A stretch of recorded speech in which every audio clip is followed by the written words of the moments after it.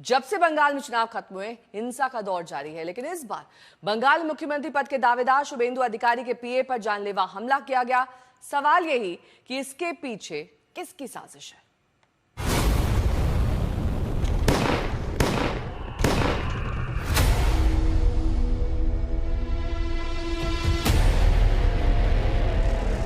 बंगाल की सियासत में रक्त चरित्र।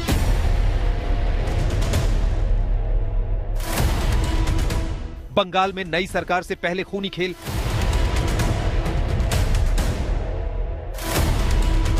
शुभेंदु अधिकारी के पीए की नृशंस हत्या। एक हत्याकांड पर सुलगे सवाल, गहरे राज।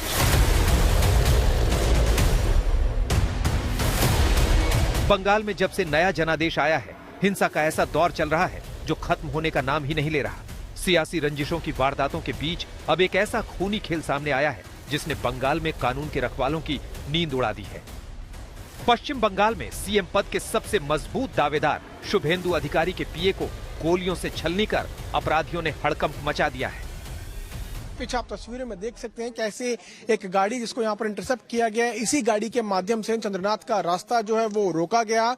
लगभग 10 बजे के आसपास जब चंद्रनाथ अपने घर की तरफ बढ़ रहे थे तब इस गाड़ी के माध्यम से उनका रास्ता रोककर उनसे आगे का रास्ता यानी कि आसपास किस इलाके में जाने का रास्ता पूछा गया और जैसे ही चंद्रनाथ की गाड़ी यहाँ पर रुकती है उन पर 10 से भी ज्यादा राउंड की फायरिंग की जाती है और अब इस फायरिंग में चंद्रनाथ की हत्या हो चुकी है। उनके साथ से उनके एक सहयोगी गाड़ी में बैठे हुए थे, वो इस वक्त गंभीर रूप से घायल हैं और अब इस पूरे मामले की जांच जो है वो गहनता से की जा रही है। आप देख सकते हैं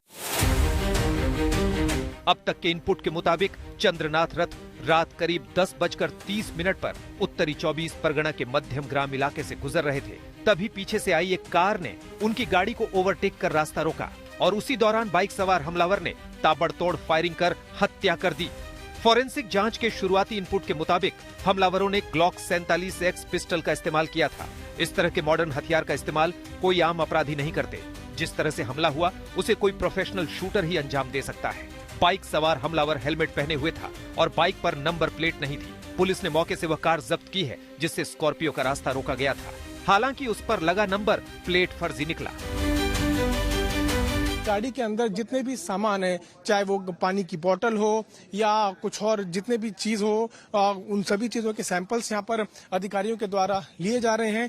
लगातार इस पूरे मामले की जांच की जा रही है। एक चीज और जो निकल के सामने आई है, जो इस गाड़ी का नंबर प्लेट है वो भी टेम्पर्ड था, यानी कि फेक नंबर प्लेट यहाँ पर लगाया गया था, जिससे ये चीज निकल के सामने आई है कि ये पूरा एक प्री प्लान्ड मर्डर था और इस पूरे घटनाक्रम की जांच अब पुलिस के अधिकारी कर रहे हैं। फॉरेंसिक एक्सपर्ट्स सभी जो साइंस हैं, सभी जो सैंपल्स हैं उनको यहाँ से अब लगातार इकट्ठा कर रहे हैं। तो ये दर्शाता है कि किस तरह से साजिश के तहत चंद्रनाथ पर हमला किया गया जब वो अपने घर पहुंच रहे थे और रात लगभग 10 बजे जब पूरी गली में सन्नाटा होता है, तंग रास्ता होता है, कोई आसपास नहीं होता, तब इस घटना को अंजाम दिया जाता है।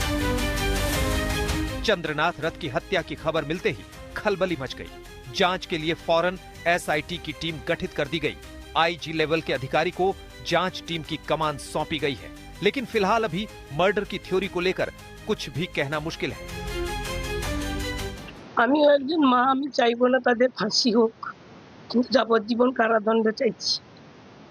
আর চাইছি যে আমরা ভারতীয় জনতা পার্টি করি বলে আমরা আজকে ক্ষমতায় আসার জন্য আমাদের সভাপতি বিরোধী দলনেতা যখন বলছেন সুশৃঙ্খলভাবে থাকতে,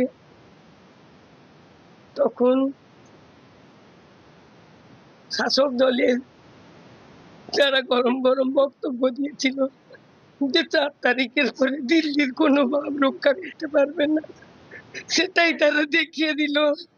আমি আজকে নতুন সরকার যে গঠন করবে তার কাছে জানাবো যে আমার ছেলের এই মৃত্যুর জন্য শাস্তিটুকু হয়।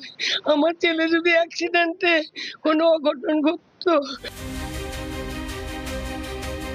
चंद्रनाथ रथ शुभेंदु अधिकारी के पीए थे, इसलिए उनकी हत्या पर सियासत सुलगते ज्यादा देर नहीं लगी।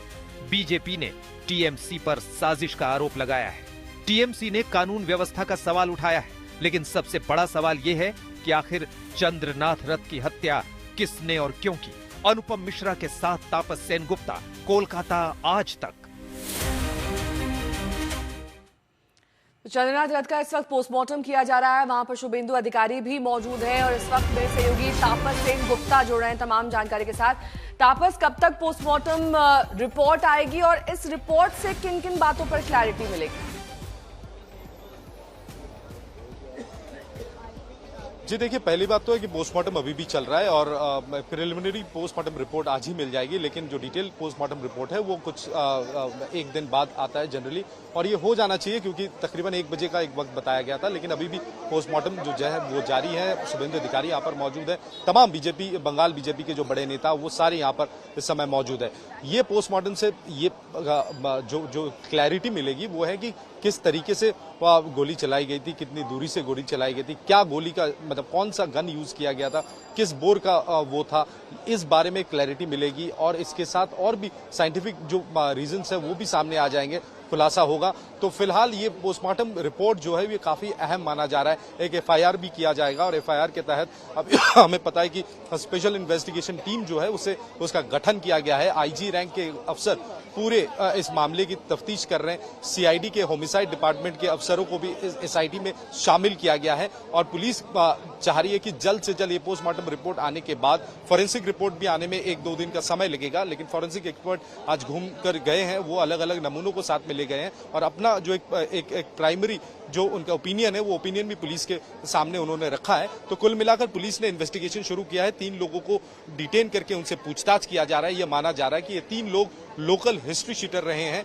और इनकी मदद लेकर जो बाइक सवार थे वो हमलावर जो थे वो ये काम किया था। तो एग्जिट रूट, एंट्री रूट, इलाके का रेकी करना, ये 3 लोगों से कुछ मदद उन्हें मिली थी। इस तरह की सूचना मिलने के बाद पुलिस ने इन 3 लोगों को डिटेन करके इनसे लगातार पूछताछ कर रही है और साथ ही अलग अलग जगहों पर जहां से भी सर्वेलेंस की खबरें आ रही है उन जगहों पर भी रेड चलाए जा रहे हैं। लेकिन जिस रास्ते से वो भागे हैं वो 2 तरफ जाते हैं, एक दक्षिण 24 परगना और एक उत्तर 24 परगना के बशीराट।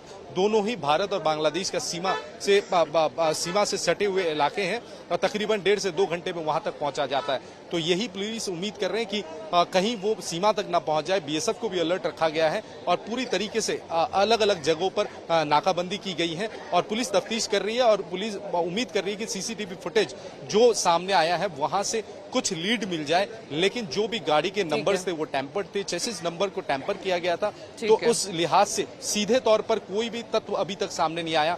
जो गवाह थे उनके स्टेटमेंट के ऊपर और सीसीटीवी के ऊपर। बहुत शुक्रिया तमाम जानकारी के लिए आपका।